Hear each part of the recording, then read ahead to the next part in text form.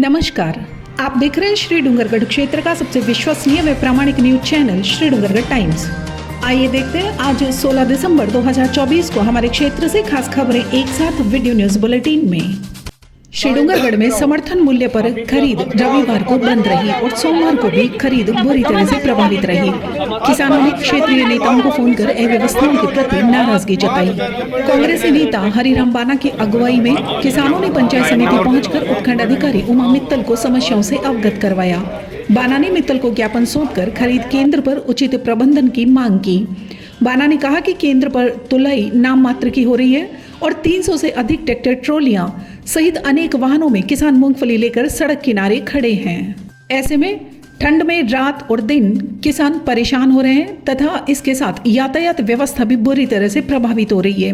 किसान कड़ाके की ठंड में 4 से 5 दिन तक कतारों में खड़े रहते हैं। इस दौरान किसानों ने अतिरिक्त वेयर हाउस की मांग की। बाना के साथ सोहन मैया और रेडी सरपंच प्रतिनिधि हेतराम जाखड़, ओम प्रकाश जाखड़, कन्यालाल बाना, विनोद जाखड़, शरवण डूडी, भागुराम डूडी, सोहन राम, श्यामलाल, राजेश मेघवाल, राजू शर्मा, श्यामदास सहित अनेक किसान मौजूद रहे।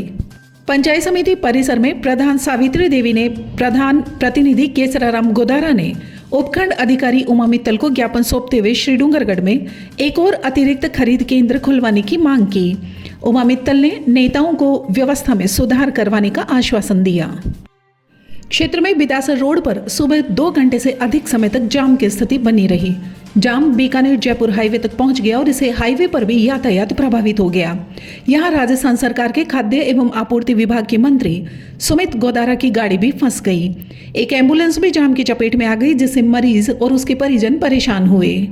इनके साथ अनेक वाहनों में यात्रियों और स्कूली वाहनों में विद्यार्थियों ने काफी परेशानी का अनुभव किया। पुलिस ने मौके पर पहुंचकर यातायात को सुचारू करवाने के प्रयास किए। एक किसान की ट्रैक्टर ट्रॉली की झाल भी इस दौरान फट गई, जिससे मूंगफली सड़क पर बिखर गई और किसानों ने आपस में मिलकर इसे समेटा। श्री डूंगरगढ़ में हाईवे पर वन विभाग द्वारा एक कार्रवाई को अंजाम देते हुए गीली लकड़ी से भरी एक पिकअप जब्त की गई। पर्यावरण प्रेमी कैलाश विश्नोई की सूचना पर विभागीय कार्मिक सीताराम और राजेंद्र ने सोमवार को ये कार्रवाई की। कार्मिकों ने बीकानेर की ओर से आ रही पिकअप को श्री डूंगरगढ़ में प्रवेश के साथ ही घूमचक्कर के निकट रुकवा लिया। पिकअप हरे पेड़ काटकर पेड़ू की लकड़ी से भरी हुई थी। गीली लकड़ी के अवैध परिवहन करने पर पिकअप को वन विभाग के कार्यालय में ले जाकर खड़ा किया गया।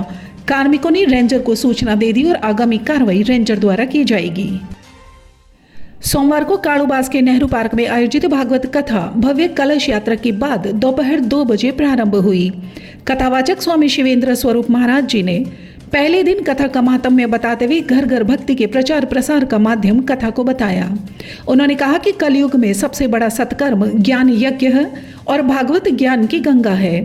कथा सुनने का महत्व बताते हुए स्वामी जी ने अनेक नैतिक बातें श्रद्धालुओं को समझाई और कथा के अनेक प्रसंग सुनाए। रेवतमल, मुरलीधर, सत्यनारायण, विनीत सोनी परिवार द्वारा आयोजित कथा में पहले ही दिन बड़ी संख्या में श्रद्धालु पहुंचे और कथा श्रवण का लाभ लिया।